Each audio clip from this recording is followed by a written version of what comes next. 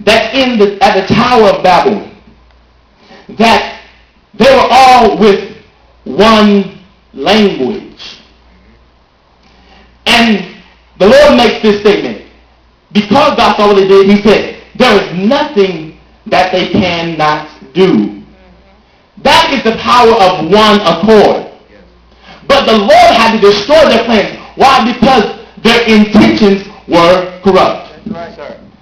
The Lord said, I've got to go down and do something about that because their intentions were corrupt. And so yes, it's good to be on one accord, but the Lord said, what are your intentions? Their intentions were to make a name for themselves. They said, let us go and make a name for ourselves. Yeah.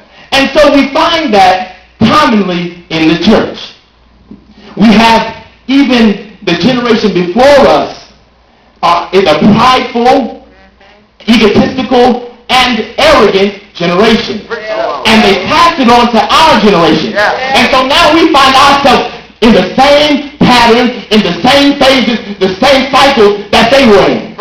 But the Lord said it's time to break the cycle. Somebody say it's time to break the cycle. My God from glory. Somebody say it's time to break the cycle. And so the cycle has continued. And so now we have people that claim to be saved, but they're the most negative people in the world. The Bible says you shall know them by the fruit they bear. By this shall you know the men are my disciples. But they have what? Say it again. Love. And that is what even our generation lacks. Everybody say love. Let me tell you what love does not do. Love does not get in your face and say, Carl, you are my buddy, you are my friend, and I go turn my back and talk to Jamie and say, Jamie, do you know what Carl did? Do you know what Carl had on? That's not love. Not love. The Bible says that God is love. That God is love. Therefore, if you do not have love, you do not have who? How many of y'all really saved?